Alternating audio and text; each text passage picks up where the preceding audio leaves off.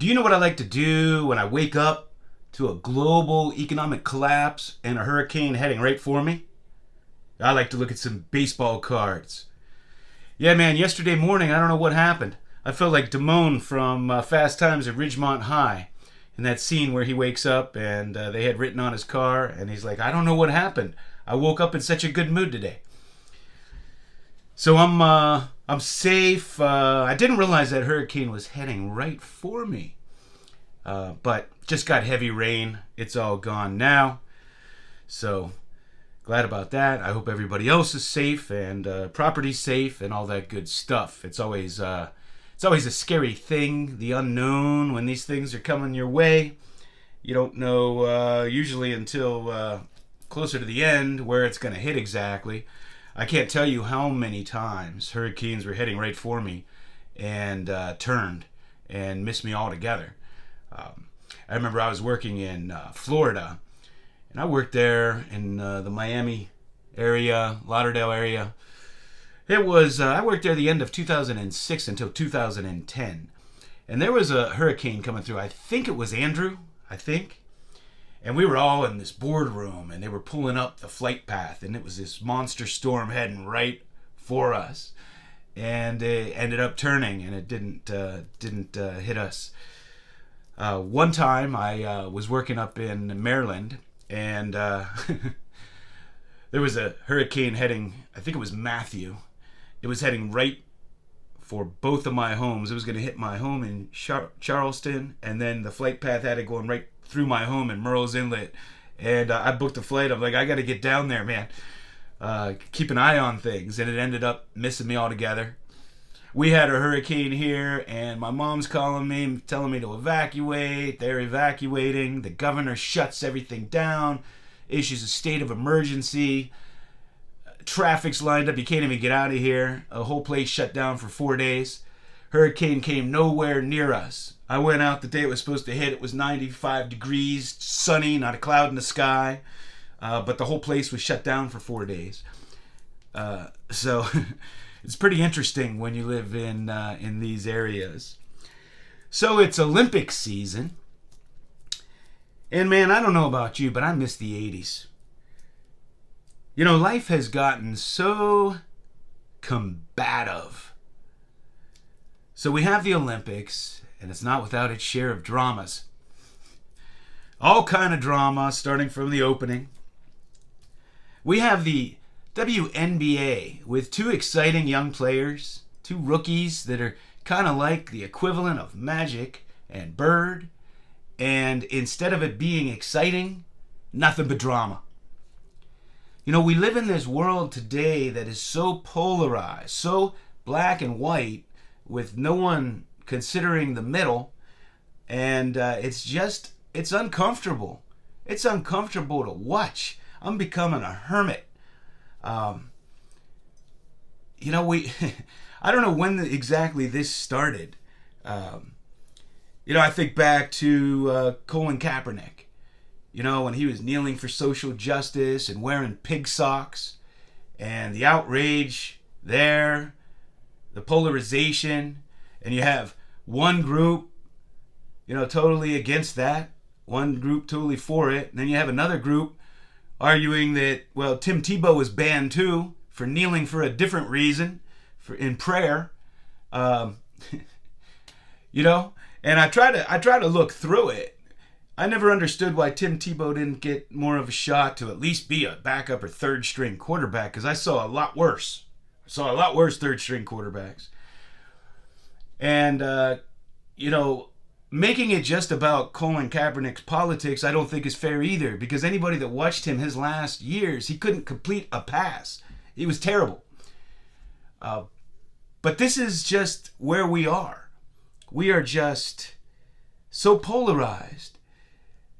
You know, we have people that, you know, their family members no longer talk to them over their political beliefs or who they support. And it's just uncomfortable. It's uncomfortable to live like this. I think of a guy I'm going to show you here, Bobby Fischer, who was a world superstar, took down the Russian champion Spassky, who no one thought it was possible, and just couldn't handle the limelight and everything, became a little wacky, and became a recluse and an anti-Semitic. And I can understand how you could become a recluse in this modern world. But in light of all that, all that uplifting talk, it's Olympic season, and most of you who watch my channel, and most of the people that I guess, I hang out with in a hobby or I'm close with, most of us collect vintage baseball cards or baseball cards. And there are a lot of other great cards in the hobby that exist. And I always pride myself. I always say I believe I have the most extensive collection. Every era, every type of set, every type of sport. And so I thought I would show some of my other sports, many having to do with the Olympics and some not so much. To give you an idea of some other stuff that's out there and some stuff that I have in my collection, I just grabbed a handful here. First, we have these fantastic Olympic cards of Muhammad Ali. And I have two different versions there.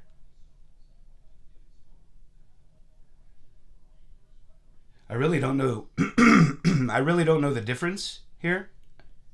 You can see the emblem up there is different. And I also have an M&M version in a display. Here's an old, this is a Turf Cigarettes pole vaulting card.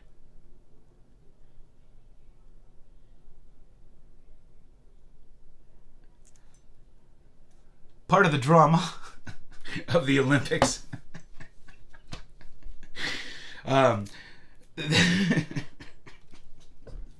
This is a cycling card.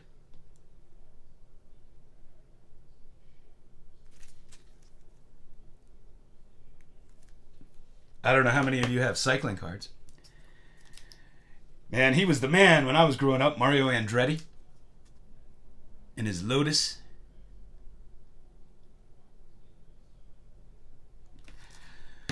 My dad was a big fan of this guy and used to make me watch him all the time. So I had to get a card of him, and that's Earl Anthony.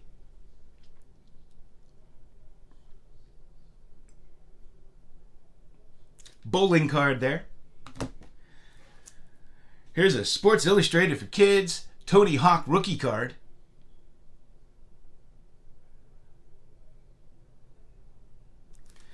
Here's another Tony Hawk. I had bought a box of X Games back in the day in the early 2000s. I pulled this.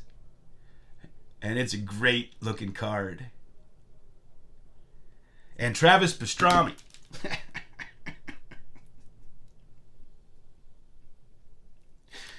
Oh, what's his name? Pastrana, not Pastrami. I pulled that autograph card. Now I'm hungry. Oh man, there's nothing like a sandwich at a New York Jewish deli. Oh man, back in the day, get those big Reuben sandwiches and a slice of cheesecake. Oh, they still have that stuff? This is an interesting card.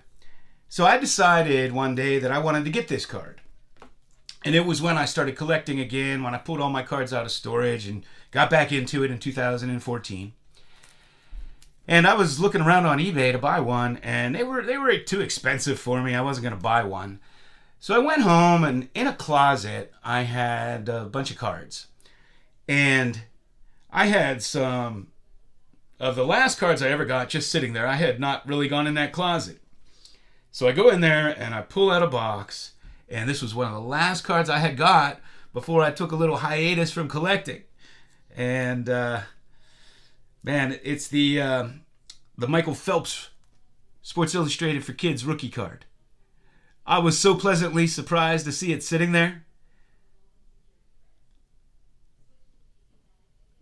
That's a beautiful thing about the Sports Illustrated for Kids cards. You get them, and it may be a few years before somebody really takes off and you go back and see that you have it. This is a Carly Patterson signed card. Gymnast.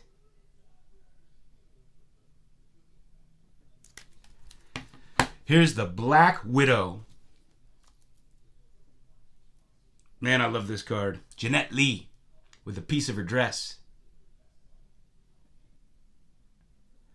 The Black Widow. And here, I have two of these here. This is the Striking Viking, straight out of Myrtle Beach, South Carolina. Eva Lawrence.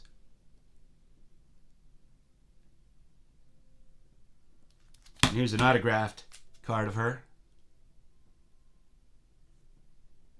So we got pool represented. When I was little, I started wrestling. And all my dad's friends started calling me Bruno.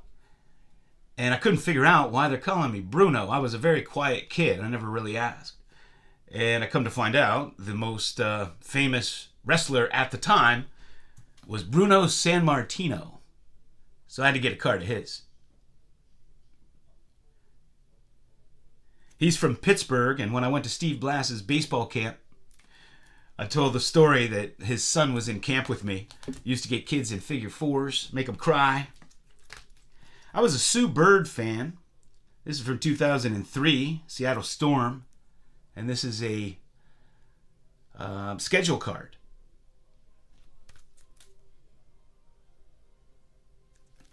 And here is her rookie card. I got when it came out. Sports Illustrated for Kids. And I got this one too. Diana Taurasi, all-time leading scorer in the WNBA. And a Jenny Finch rookie card, Sports Illustrated for Kids. Now, if you collect the other sports like I do, you're into golf and soccer and everything else, swimming, whatever, the Sports Illustrated for Kids, that's what you have to collect. Tennis, oftentimes they even if they produce, they produce some tennis cards, some golf cards over the years, but normally their first card comes out in Sports Illustrated for Kids, like the famous Tiger Woods rookie card there. And here's a Danica Patrick. Man, I love her. Danica Patrick. Danica, if you're watching and things aren't working out with Aaron, give me a buzz. This is a Sports Illustrated card from when she did the swimsuit. And I have another one in the display that's actually a piece of her bikini. All right, that's what I have for you. Hey, can't we all just get along?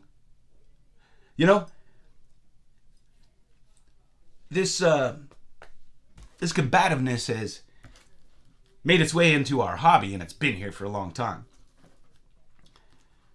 A lot of combativeness. We argue over, well, now, what's Michael Jordan's true rookie card? What is a rookie card? We have a lot of channels that, there's a lot of bad actors, a lot of scammers, and it's probably important to point all those out, to warn everybody, but is it going too far now? Are we just looking to put on our tinfoil hat at every little thing that goes wrong? Somebody tries to sell what's believed to be a fake auto, then it gets authenticated. Everybody jumps to conclusions. We castigate people.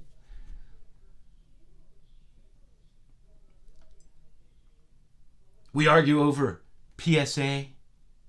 Should we grade? Should we not grade? Is PSA better than these? Can't we all just come together and get along? This is a hobby. It's collecting. It shouldn't be stressful. It shouldn't be like a job. We don't have to have steadfast rules. There are things that over time, the hobby determines certain things, like what is a rookie card. You know, things are not static, they're dynamic. They change over time. You know, at one time, overseas Babe Ruth cards weren't popular at all. They were cheap. You could get them. That's changed. At one time, nobody wanted or few people wanted a signature on a card. Now people don't even want a card without a signature. We have this whole signature boom going on right now. And that started, you know, in the late 90s, early 2000s, when they started to actually put autographed rookie cards, autographed cards into packs. I think that's when it kind of normalized and said, well, I have all these modern rookie cards with autographs. Now I want to get my vintage rookie cards with an autograph too. These are cool. You know, one time the memorabilia cards were really hot. I know I personally like those better than the signatures when they first came out. Now these memorabilia cards, you know, it's a rookie, puts on the shirt, takes it off, puts on another one, takes it off. He's sitting at a signing or something. It's meaningless. They don't tell you what it's from. You know, we have no idea. Sometimes the card has one player, but the memorabilia is somebody else. I mean, memorabilia cards are nothing like they were when they first came out. So there are ebbs and flows to our collecting journey. That's what it is. And things change.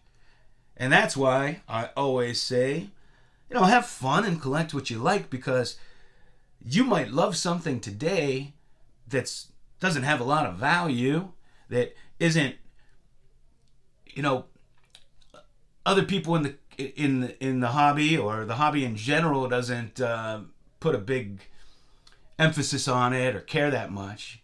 But 5 or 10 years from now, they might. That could change. You just never know. And I know that from experience. A lot of things I bought, never dreamed would be worth what they are. Never dreamed they would be as in demand as they are. Things change. But I don't like the way the world's going. I don't like the way the hobby's going, with so many people at odds, polarized. We can all get along. That's why I surround myself with the YouTubers that are positive. You know, I try to put that negative stuff out of my mind. I do rant a little bit. Sometimes I need to get something off my chest and move on. It's kind of my way to manage things. You see, when I was in the 7th grade, I developed an ulcer because I used to keep things in. I was quiet, and I vowed that was never going to happen again. So now I just get it off my chest and move on. I don't hold a grudge. I just release it. Because anything that's inside of you that eats away at you, I mean, that's the saying, right? It eats at you. That's literal. It eats at you. You don't see happy people usually get ulcers. That's usually from a lot of stress and worrying. At least that's what they used to tell me back in the day. But hey, who knows today? Maybe ulcers don't even exist. I don't know. Nothing makes sense anymore to me. All right. Hey, I went on long enough. Thanks for hanging out with me.